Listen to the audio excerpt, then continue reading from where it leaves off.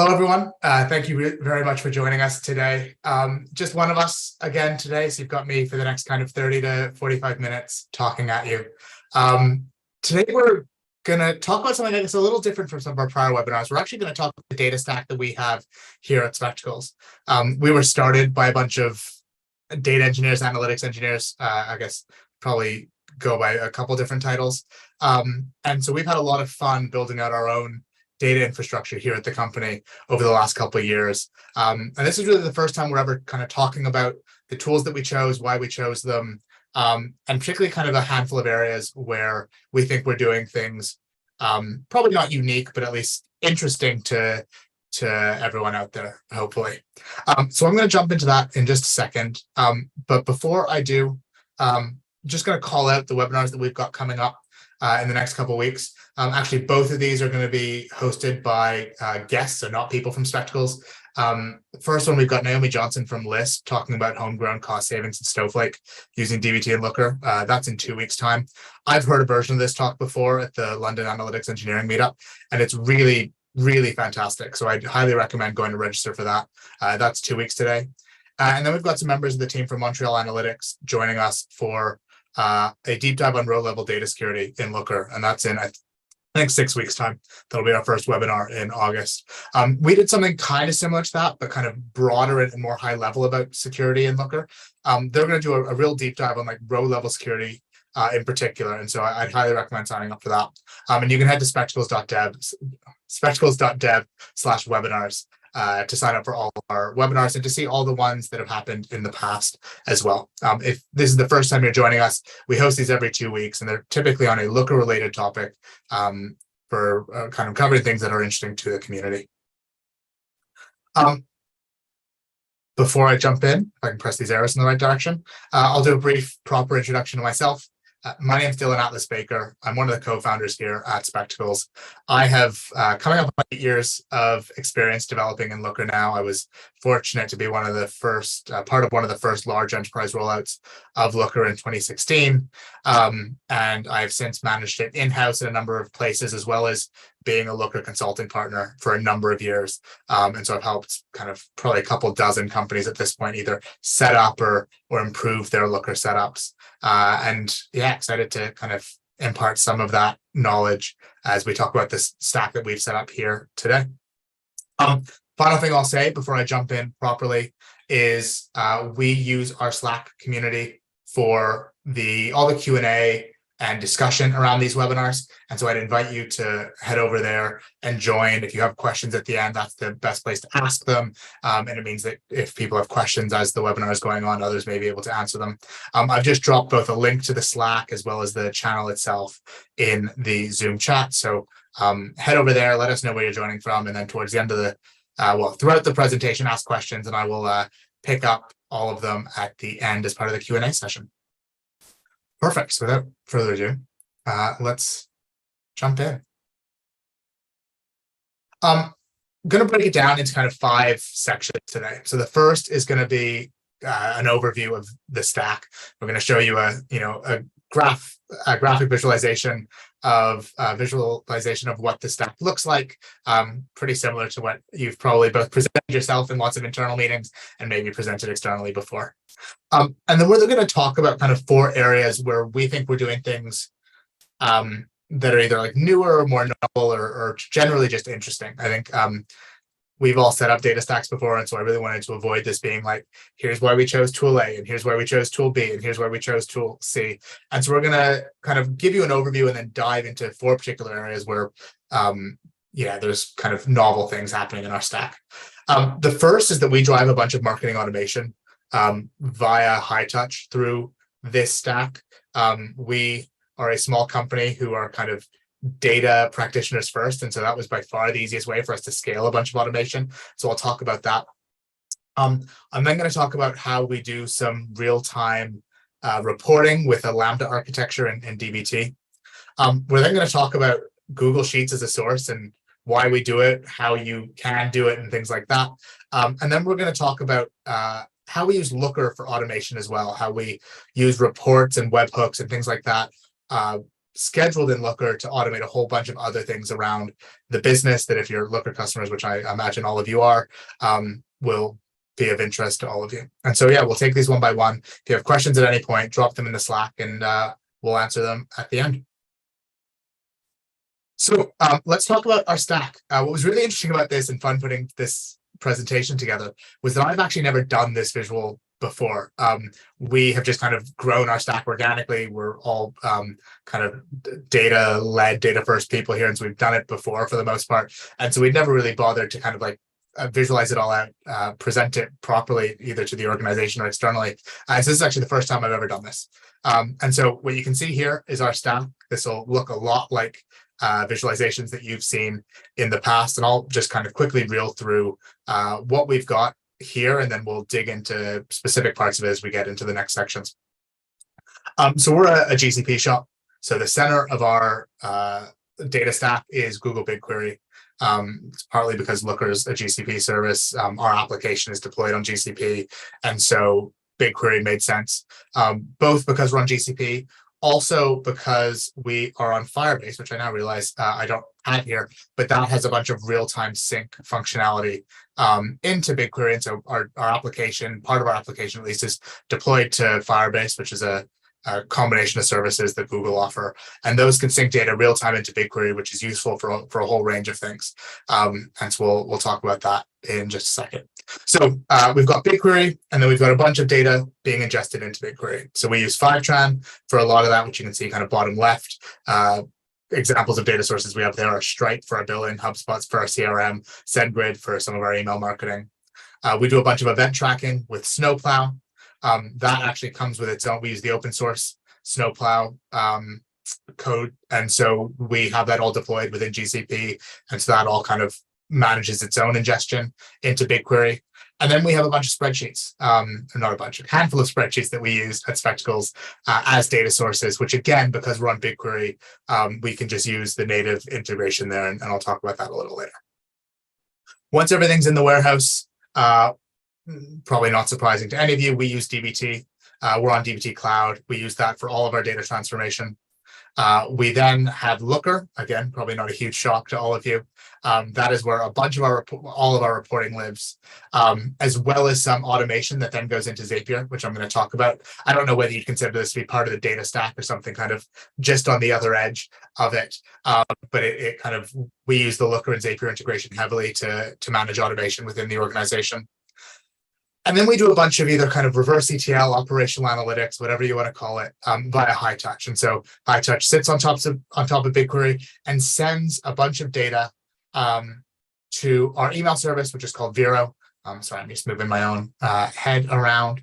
And that is what we use for email marketing. And so again, because we were kind of a data company first and foremost, other companies would probably take other approaches to setting up email marketing, but for us, it was kind of get everything into the warehouse first and get it out. Yeah, this is the totality of the tools that we use in our stack. This has happened reasonably organically. We didn't really set out, there wasn't any major project at the beginning of the company or at some point in the company where we said, hey, we've got to build out a data warehouse. It has very much happened organically. We have always had access to Looker, and so we've kind of had the dbt BigQuery Looker portion of this always. And then as we've needed new data sources or needed to automate new things or things like that, we have tacked on new pieces to this stack as we've gone. So let's talk about some of the marketing automation that we do. So this really uses, or at least what I'm going to talk about in this section, is these 4 tools. So dbt plays a part here, Hightouch plays a major part, and then Vero plays a major part, with BigQuery kind of being the hub in the middle that actions a lot of this. So let me just tell you a little bit about some of these tools if there are things that you are not familiar with. Vero probably being the least common, I guess, of these tools. Vero is what we use for all marketing emails. So you will have received many emails that we send via Vero ahead of webinars, after webinars, our other newsletters, everything else. The reason that we use Vero is partly around cost. We are a smaller bootstrap company. And so we've been very cost conscious as we've been adding tools to our stack. Vero has a very reasonable price point for an organization like ours. And it does kind of two things well. One is it has automated workflows, so it can send out emails based on an event coming in or a customer hitting a certain threshold on some field or things like that. And that was really useful for us as we built out our application and our marketing activity. And on the other side, we needed a tool to send newsletters and emails out to about webinars, about other things that we do. And so it ticked the box for all of that. And also it was a service that integrated with a operational analytics reverse ETL tool, which was also key. So we kind of did these two together and went out to find an email marketing tool and an operational analytics tool that worked with our stack and each other. And so on the operational analytics side, we ended up going with Hightouch. Again, a lot of these tools, Hightouch included, has a very nice kind of initially free and then kind of staggered price point as you ramp up. And it worked out of the box with our other tools. So it worked with Vero, it worked with BigQuery and DBT and everything else, as many of these tools do these days. Preempting possibly a question later, I think a lot of the conversations for a lot of people around this is Hightouch versus Census. For us, this was really a question of the billing model. And I don't actually know if this is still the case, but at the time, Hightouch gave you kind of billed per source. So you could send as many attributes or as many events as you want, but build on like a source by source basis, whereas Census at the time billed on how many attributes you can send total. And we just happened to have use cases where we only really needed to send stuff to one tool, that was Vero, but we wanted to send it a lot of information.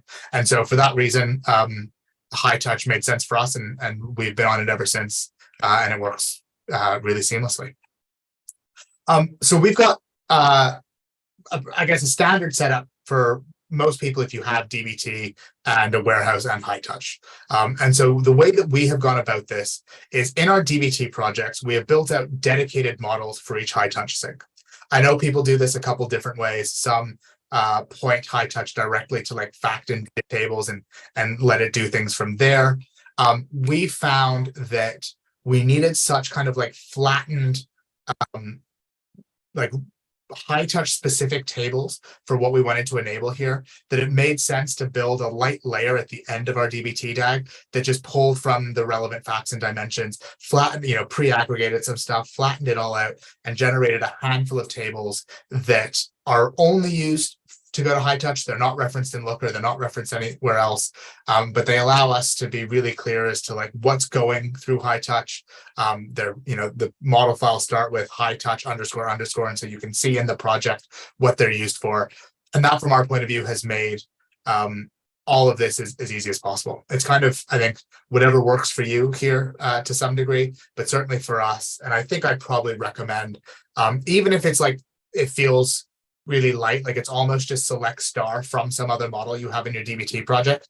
Eventually, I think those things are going to diverge. You're going to need something slightly different in your operational analytics tool that you have in your warehouse for other use cases. And so just like, it's kind of like having staging models at the beginning, even if you're not heavily leveraging them, having them there. So when you do need to clean stuff up in the future, same applies to these Hightouch models, and has been really seamless for us. We've got about 4 or 5 of them that exist in our DBT project and power different syncs that we run from Hightouch to Vero. Once you have those, tools like Hightouch typically let you do kind of specific, and certainly into tools like Vero, different types of syncs. So some syncs, you're updating attributes on a customer object in that tool. And so we do a lot of that, as our customers progress down our funnel or have a certain number of runs in the Spectacles app, we update that in Hightouch. So each customer record says how many organizations they're a part of and how many runs they've had in the last 10 days and things like that, so that we can send marketing emails or kind of automated emails based on those triggers. It also lets you send events. So you can send events like, hey, this person just signed up for our webinar, or this person just attended our webinar, or things like that, that allow you to then also trigger things off the back of it or inform other emails you send with those events. And so most of the operational analytics, reverse ETL tools do this. Hightouch does it really well for us. And we send both kind of attributes and events into Vero. And then for us, because we're on dbt Cloud, Hightouch pulls these every time we have a successful kind of prod run in dbt Cloud. You can do this in a number of different ways, though. We used to actually run it. We used to kind of have live data all the way, like views all the way through our dbt project and live data all the way through. And so we would just run it every 5 minutes via Hightouch when we were kind of testing stuff out. We've realized that we can handle the things being less frequent, and we've moved a lot of stuff to tables as well as the project has grown. And so it now all gets triggered via dbt Cloud.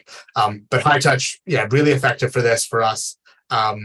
Allows you a lot of flexibility there. It can be run on a schedule. It can be run based on updates to the database. It can be run based on dbt Cloud jobs finishing. You can trigger it via an API if you're using dbt core or something like that.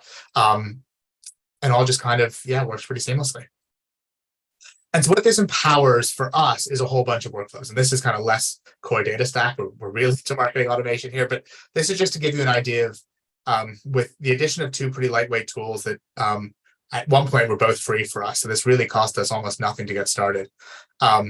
You can do a whole range of things. So we empower workflows like each time a user signs up for a trial, send an email. Each time a user signs up for a webinar, send an email. Send a follow-up email after each webinar. We send drip campaigns, educating people on specials as a tool that's done based on when they came into the system and other characteristics of theirs. And yeah, that's really how we leverage this part of our stack. Let's move on to real-time data with Lambda architecture. Some of you may have seen some of the folks at dbt Labs talking about this in the past. We took a lot of inspiration from them on this, and it's been really, really key for us to keep things performant. So in this section, we're going to really just talk about kind of BigQuery and dbt part of the stack. So the problem, I guess we have, if you can describe it as a problem, is that BigQuery charges per table scan. So depending on how much data you are scanning, you are going to incur costs, and scanning huge volumes of data, as is the case on any warehouse, can be very slow. But we had a requirement on the kind of Looker side for support and app diagnostics and things like that, that we really wanted real-time reporting in Looker. And what's cool is because Firebase, which is the database that we use for our application, syncs stuff real-time into BigQuery, as long as you build the right system on the BigQuery dbt side, you can have real-time reporting in Looker. And so the solution for us was a Lambda architecture in our dbt project that allows us to have real-time data without incurring very slow queries or ridiculous costs.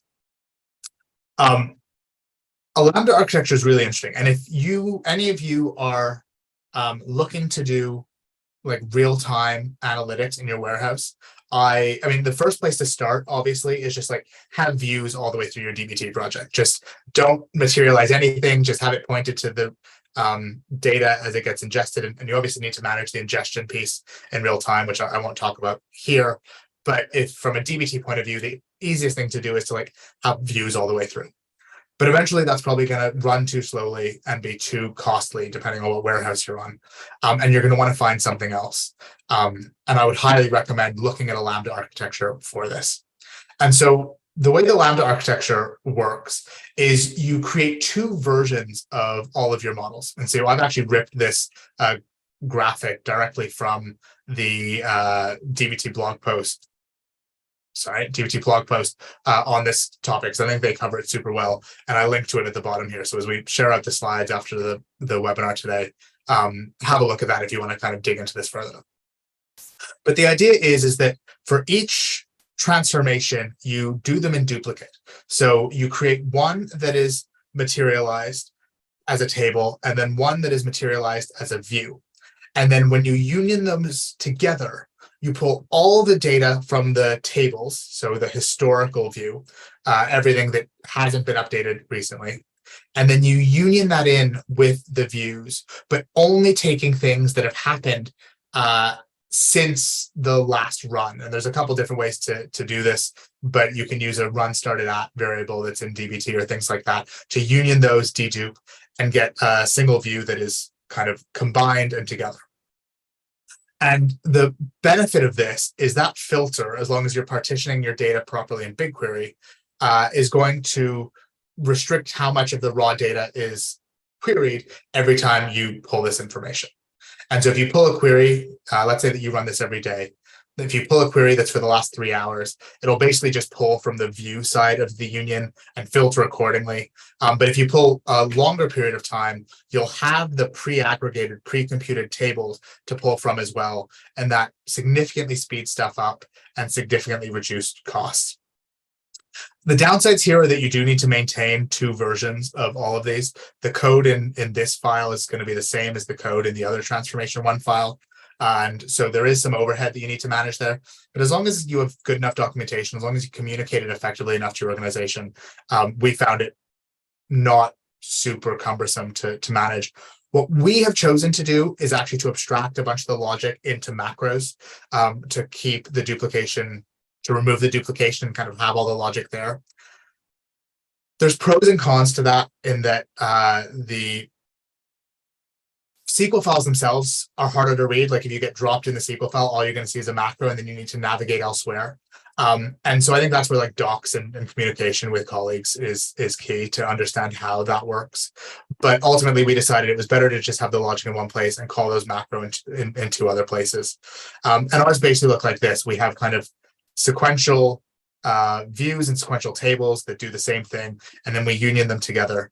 And that allows us to have effectively real-time data on the application in Looker, which is really powerful for support, for app diagnostics, for a whole range of things.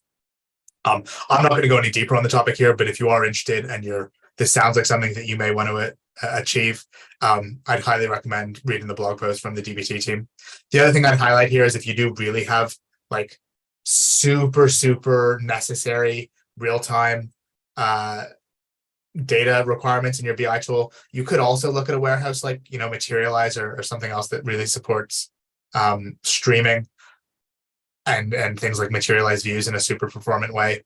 My experience has been that this, for most people, will probably make more sense, at least initially, and at least until you get to some scale, because it allows you to stick with the warehouse that you're in today. You can manage it all through DBT, and it all really does just work once you've got it set up. Perfect. Let's talk about Google Sheets as a source. So we've got, Google Sheets and BigQuery.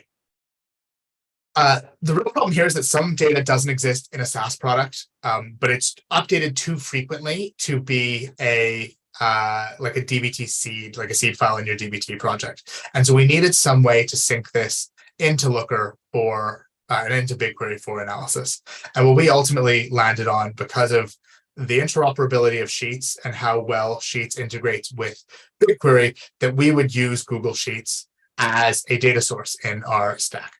And that is not something that everyone will recommend. And I think there are considerations you want to take as you tackle it. But that is something that we've had a lot of success in. It allows you to move pretty quickly instead of building whole pipelines to get, small specific data sets in. And as long as you have the right guardrails around it, we have had success and we'd recommend it. In our case, these are largely spreadsheets that are populated by events. And so particularly in our case, it's lots of form submissions that happen on our Webflow site. There weren't any out-of-the-box tools that synced this data from Webflow into BigQuery. Fivetran, Stitch, others don't do it, or at least didn't do it when we set this up. But Webflow has very good integrations into tools like Zapier that can add all of these submissions into Google Sheets. And so you can get basically this real-time submission from a tool like Webflow into Google Sheets. And from there, particularly because we're on BigQuery, that was sufficient. BigQuery has a native integration with Google Sheets. You can query Google Sheets as if they're tables. And so you could replicate this with other ETL tools. And I think if we hadn't been on BigQuery, we probably would do that. We'd use Fivetran, Stitch, something else to pull the data from the Google Sheets into it, or maybe we'd have circumvented Google Sheets, frankly, and built our own tap for this to pull from Webflow. But given our constraints, given we're a GCP shop, we're on BigQuery, and the tools that we needed data from, like Webflow, integrate nicely with Zapier, which integrates nicely with Google Sheets. This has worked for us, but I would recommend it with some kind of constraints, because this can definitely feel icky. I think we've probably all been burned in the past with something like Google Sheets being used as a source. And so things that we'd recommend that we do and that definitely make this easier to manage, particularly at scale if you're in a larger organization, is a handful of things. So make sure you lock down the document permissions, the Google Sheet permissions in Google Workspace, and make sure you use things like protected ranges and data validation to make sure that if people are putting stuff in manually, it's of the right data type, it's formatted properly, or that people, in the case of protected ranges, if they're not supposed to be editing it, that they're not allowed to. My co-founder, Josh, actually, about, I guess 5 years ago now, just around the time, 4 years ago, 5 years ago, wrote a really great blog post on how to use Google Sheets as a data source and kind of covers in more detail how you might want to think about protected ranges versus data validation and how you set up the permissions. And so again, I'd highly recommend if you're going down this route, giving that a read if you haven't already. But this has allowed us to move quickly. I think there will come a point of scale where we will want to move away from this. But I think our view was to not overly complicate things initially. We didn't need anything much more than a reasonably simple system. What I haven't called out in the slide explicitly, but I would highly recommend, is document this stuff well. Wherever you have documentation around your data stack, make sure people know where those spreadsheets live and all that stuff. It's different from just being able to go into Fivetran and seeing all your syncs. A Google Sheet can kind of just get lost in Google Workspace. So make sure you've got really good documentation around your organization around how the data gets into Google Sheets and what Google Sheets are used and how those are synced with BigQuery. And then finally, we use Looker for a ton of automation, which is very useful for us. Looker, a number of years ago, released the Action Hub, which allows you to do a whole range of things. I think, in my opinion, it hasn't been fleshed out in Looker as fully as it could be, and I think I'd love to see them do more in this area, because I think it could be an even more powerful tool for some of this. But even what is in there, we have had a lot of success leveraging. So here we're really going to talk about Looker and Zapier, which has previously been the bane of my life, frankly, and I'll talk a little bit about the trade-offs there. But for stuff like this, as long as you document it well and everyone's aware of how it's being used and how it can be really effective for some of this stuff. And so the requirement from our point of view was that we wanted to kick off certain kind of basically semi-automated workflows based on data in the data warehouse. That we decided for us the easiest way to figure out if something needed to be done was by writing a SQL query to figure out if it kind of qualifies, hits some threshold, hits some trigger, something like that. And we therefore decided to leverage the tools we had. We were already using Zapier, we were already using Looker, and to use Looker to send webhooks to Zapier to then automate a whole range of things. And so the idea here is that you can set up schedules, and we use this for kind of like a lot of operational stuff, kind of security processes and things like that, that say, hey, when there's data in this report, in this look, in this table, in Looker, send a report to Zapier, and Zapier will handle the rest. And so this means we can do all the work in DBT and BigQuery and Looker to get the data modeled the way we want. We actually had most of what we needed already to go in Looker for our use cases. And you can just enable the Zapier action in Looker and send stuff across. And so we have reports, as you can see here, that run at 6 a.m. every morning that send information to Zapier that Zapier then actions. And so on the Zapier side, you see something like this. You see that it catches a hook, a webhook, and then does a bunch of things. And so for us, it's basically the creation of like issues and tasks. It's processes that you'd otherwise have to like go and check a Looker report for every day, or maybe you'd get it as a report in your email, but you then need to convert it to the tasks that people need to do around the organization or something like that. So this is one of the more basic use cases we have, where we really just like create tasks for people to action things around the organization. But we're, particularly in a fully remote async organization, this has been really powerful to not have to like bog us down in a lot of repetitive stuff around the organization. People get notices when they need to do things, and they just action them from there. You can do much more complicated things here. You can integrate this into Facebook ads or email marketing or a whole range of other stuff. Zapier, if you've used it, has it's hundreds, if not thousands. I don't know what the numbers at this point, integrations. Like, it has very good coverage for most SaaS tools out there. And the second you get this data from Looker into Zapier, you can kind of do whatever you want with that. And that's been really positive for us and has allowed us to move quickly again and get a lot of mileage out of this. The massive warning here is that you should document this. I think I've been in organizations in the past where people do things in Zapier and others in the organization like simply don't know it exists. So if you go down this path, make sure people know, hey, this is the report that sends stuff to Zapier. This is the Zap in Zapier that does this thing. It runs at this frequency. This stuff can otherwise just become a total nightmare to manage. And I think if you're not going to document this, don't do it at all. But if you think you've got the diligence and the kind of people internally to manage this process well, whether it's stuff that your team needs to do, or you can just empower other people around your org to trigger things based on data in Looker, it can be really, really useful, and we've got a ton of mileage out of it. So brief overview of kind of what we've covered today. We covered the stack, showed you all the tools that we use. We talked about how we use DBT, Hightouch, and Vero to do a whole bunch of marketing automation, particularly around email. We talked about how we use Lambda architecture in DBT, kind of unioning views and tables of duplicate models to get real-time data in our Looker reports and actually elsewhere in the organization. How we use Google Sheets as a source and how we'd recommend doing that.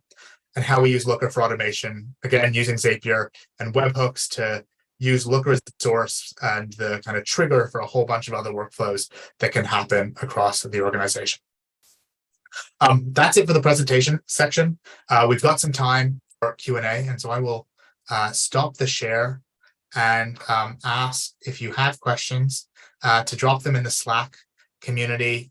Would love to answer any questions you have about the stack, about decisions we made, anything like that. Aren't any yet, but I can see a couple people typing. If you do want to ask a question and you haven't joined on the Slack side, let me just share the links to that again in the chat. Perfect. I can see a couple people typing, so I will wait for the questions to come in.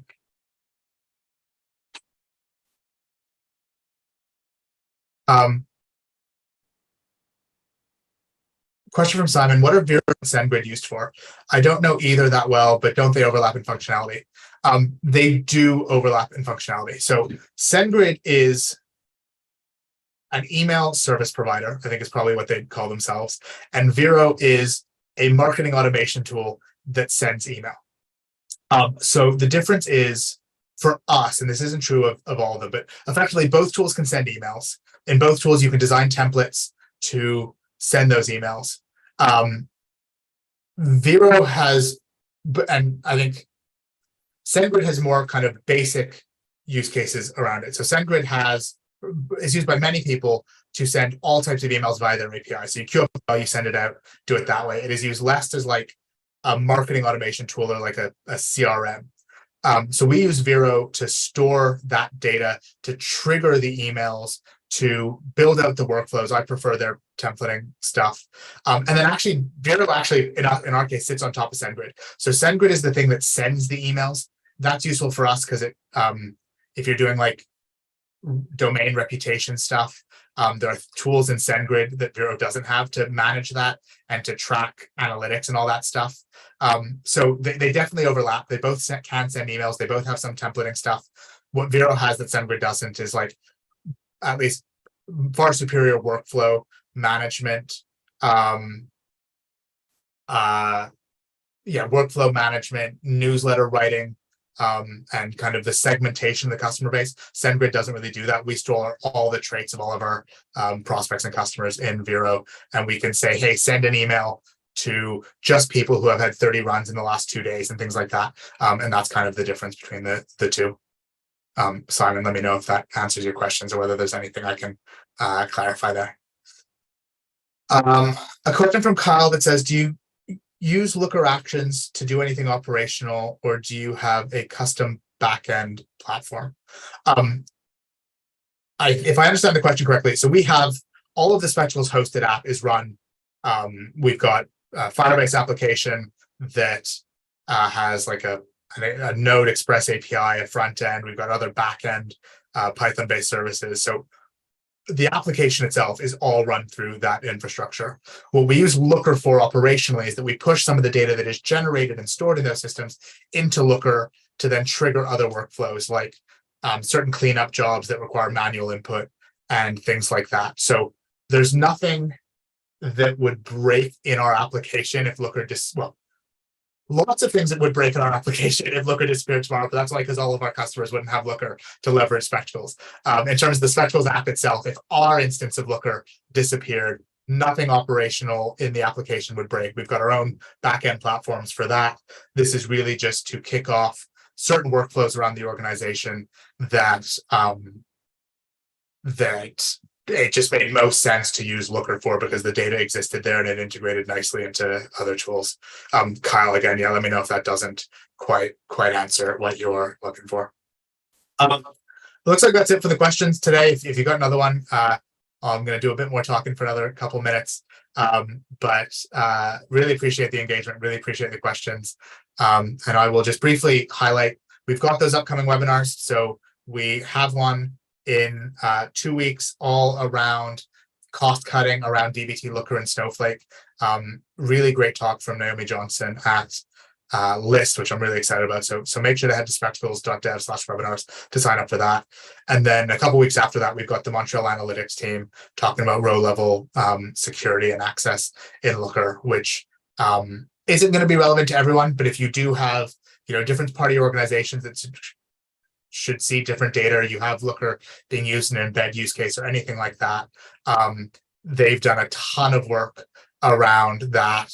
And so would highly recommend joining there and listening to that if it's relevant. Cool. I've got one last question and then I'll duck out. What is your documentation process on the Looker to Zapier connection? This is mostly managed in like Google Docs for us. We haven't needed to do anything else. We haven't achieved a scale on these types of things where anything more sophisticated than that has been necessary.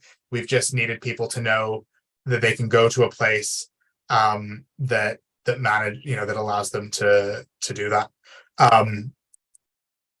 So yeah, I imagine there will come a point where we're going to need something more complex, but really, any text editor, Google Docs has been totally fine for us to manage kind of all the documentation around that. How do you enforce that? I think the next two questions are going to be related for us. How do you enforce this? And Zapier can be pricey. How do you manage costs? We're a small team at this point. We are not, VC backed. We're bootstrapped. There aren't that many of us at this point doing this stuff. And so the costs for Zapier are very manageable. And we have full trust in everyone who's doing this work that they're going to do the documentation. Again, it's possible it's hopeful that we will eventually hit a level of scale where we're going to need to put better guardrails in place for how we enforce this. And maybe it's things that, look at the Zapier API and pull all the zaps and pull the Looker API and pull all the schedules and make sure that we've got documentation for all the stuff there. I think there's lots of things that we could build out pretty quickly to do that, to build some enforcement mechanism. But it's a bit of a cop-out answer, but our answer thus far is that we're not yet at a point where the scale of any of this has been ridiculously, pricey or problematic. We've been able to manage it. We trust the people who are doing it. There will definitely be a point, and I'm sure there are organizations out there that if you wanted to build this stuff, you'd need to give much more thought to how you enforce, how you document right from the get-go. I think at any scale you could use Looker for this.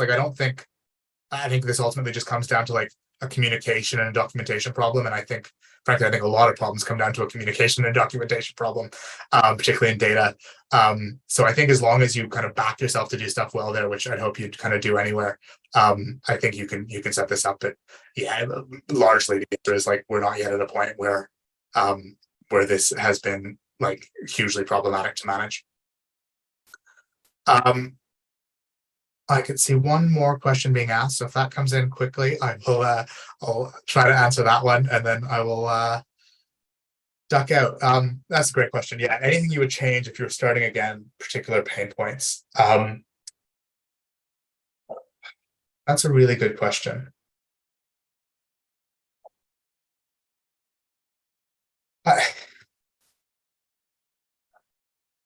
The answer is kind of no, but it's partly that because myself and others who work at Spectacles have done these types of stacks so many times in their past work, I think we've kind of been able to work, like we've learned from those mistakes. I don't think we've done anything hugely problematic. And again, I think it's that some of this is, on the not at a level of scale where there was huge areas where we could screw up yet.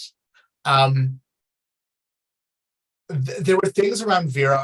I think the area where we did the things least good were around Hightouch and Vero, around the operational analytics side. And that is where we definitely just had the least experience. I'd not really used those tools before. It hadn't come up in my consulting work previous to Spectacles. They were very new at the time that I kind of stopped consulting. It took us a while to find the right tools there, to find the ones that store data in the right way, that allow you to trigger things based on the right criteria. All the email marketing tools, marketing automation tools which we use Vero for, kind of say they can do these things, and then it takes a lot of diligence into like their documentations, or frankly just setting up a trial to see whether they do the exact thing you need. And so I don't know if I'd change it because we got to a solution that worked, but definitely a pain point was finding, like, we had data in BigQuery, we had DBT, and then coming to the right conclusion of like Hightouch and Vero is the right functionality price point combination for us took not crazy long, but it was by far the most research intensive portion of setting the stack up. And I'm very glad we very quickly, or relatively very quickly, got to the right tools. But I would recommend, if you're going down this path, really think about your requirements, really think about what you need from a tool, think about what you're going to need from that tool in 6 to 12 months within reason, and do that research up front. And so the pain point was that we did all that research and that took some time, but the nice upside of that is that we kind of landed on the right tools pretty quickly, and we're kind of very glad to have done so. I'm going to call it there. As ever, thank you very much for joining. Really love the questions and all the engagement we get through these webinars. If you have any topics that you'd love for us to cover, or there's a topic that you'd like to maybe present on in the future, please get in touch. You can drop us a note in Slack. You can email me at dylan@spectacles.dev. Would love to chat with you, even if you've only got kind of like a half-baked idea. But yeah, send us requests, send us ideas that you'd love to talk about, and we'll see you in 2 weeks for the next webinar. Have a great day, everyone. Thank you.